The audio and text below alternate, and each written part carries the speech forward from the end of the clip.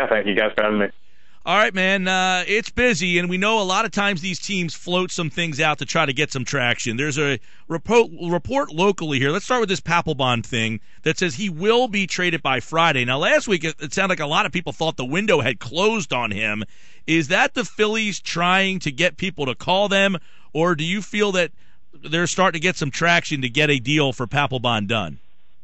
I think there's definitely traction. I think we're looking at the closer market with Craig Kimbrell with the Padres, with Aroldis Chapman with the Reds.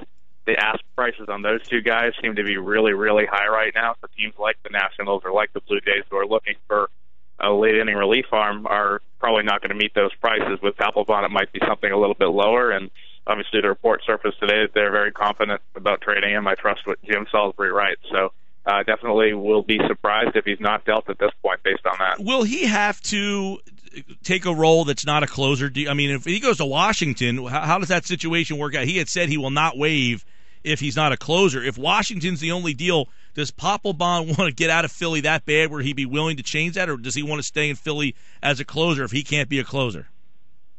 That's very interesting. I don't think anyone really knows the answer to that question right now. I was in Cincinnati for the All-Star game. I got to talk to him a lot. He really wanted out of Philly, was very clear about that. You know, he used a bunch of different interesting expressions to voice his opinion on how he needed to get out. Basically said that the Phillies had too many cooks in the kitchen. There was too much transition going on in the organization. And then he wanted to join a contender. But as part of the intensity and the kind of personality that Papelbon has that we saw here in Boston for so many years, he wants to be on a contender and he wants to be closing in the ninth inning. And I think if the ideal fit doesn't present itself, it's going to be a really interesting situation for Papelbon where he's going to have to choose between either staying in Philly and being the ninth inning guy or going to a contender and potentially being a setup man. I think if a deal with Washington does get done, then move Drew Storen to their setup man and use Papelbon as a closer, especially if they're very desperate and really willing to acquire Papelbon. That'd be interesting to see how Storen would react. He's having just as good a year as Papelbon, if not better. Certainly more saves because he's had more opportunities. Chris Cotillo, SB Nation. Hamels, obviously, probably the biggest name in the trade market coming off the no-hitter.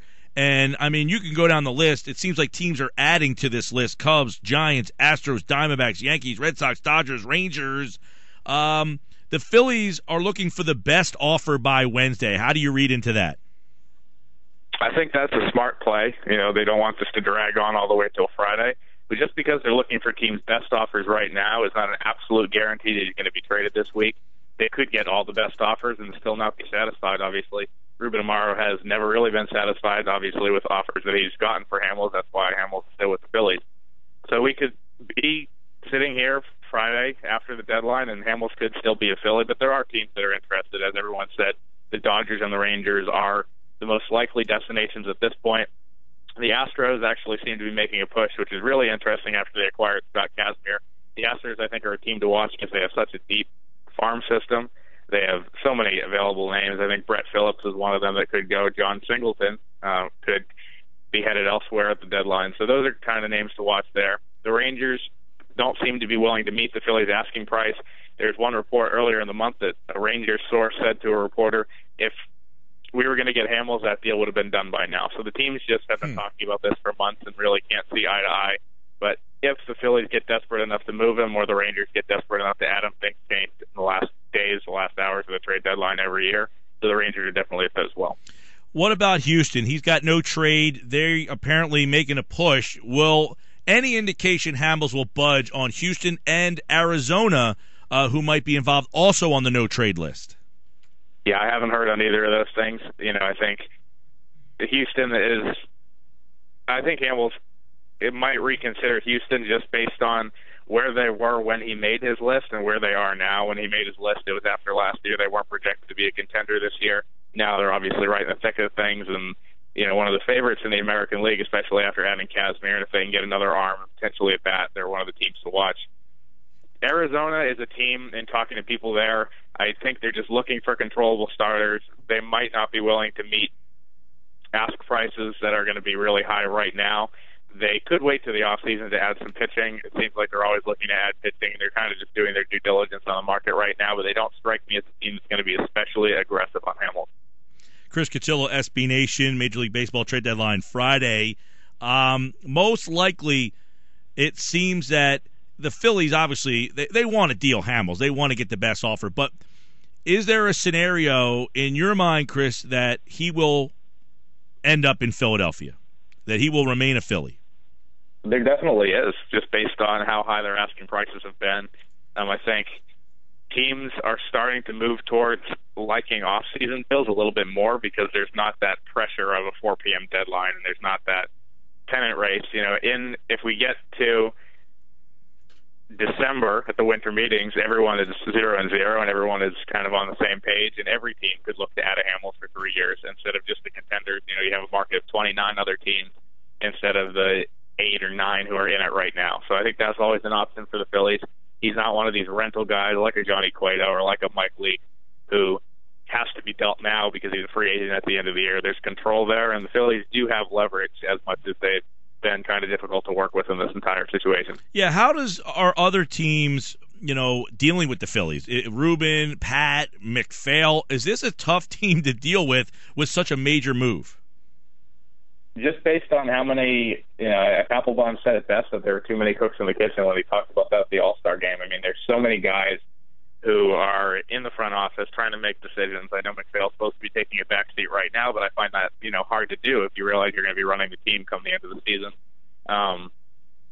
Other teams have always said the Phillies ask for 2 months on their players. I don't know if Amaro has a great grasp on value. That's kind of the reason why, the guys haven't been moved over the last couple of years. Cliff Lee got hurt on trade deadline night last year, ruined his value. Ryan Howard, Chase Utley have been around for too long. Papelbon's obviously been around for too long. Even guys like Rollins and Marlon Byrd, who they moved during the winter, stuck around probably for too long. So everybody's waiting for the Phillies to start this rebuilding, and every day that passes, the value goes down a little bit as we get closer to the trade deadline because, there's limited time. Chris, any thoughts on Utley? Anybody? I know he won't get traded Friday, but there were some murmurs that some teams, the Angels, could be interested.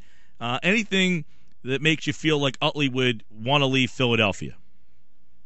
I just don't see a market at all. I don't even know if that option will be presented to him because he's struggled so much, and there's better second base options out there. We saw Zobrist get traded today to Kansas City.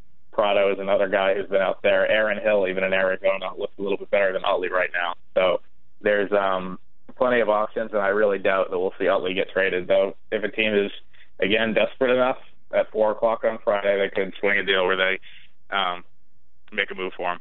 All right, Chris Cotillo here as the Phillies. Obviously, for the most part, they're the worst team in baseball. They are far a ways off here. Do people feel like the Phillies are going to be very active? People thought that last year. It didn't happen. But this time around, is it almost imperative for them? Every time we think they're going to be extremely active, they end up not being as active as we think. So they're, as I tell everyone, they're the hardest team to predict. At working as a reporter, you expect things, but you can't predict anything with them. You obviously have Hamels available, Papelbon, Howard and Utley like to move if you're the Phillies. Ben Revere also has some value. He's been linked to the Angels and some other teams. There's some other pieces there, who could help contenders. Jeff Francoeur has been rumored. So they should make moves, but you never know with this team. You never know with this front office, so we'll just have to see on Friday. All right, Chris Cotillo, SB Nation, at Chris Cotillo. For more on the Major League Baseball trade deadline, we saw Tulowitzki traded last night, Tyler Clippard as well. We've had some interesting names already on the move. We'll see if this is a blockbuster deadline. It seems like it's already shaping up that way. Chris, appreciate the time, man. Yeah, thank you.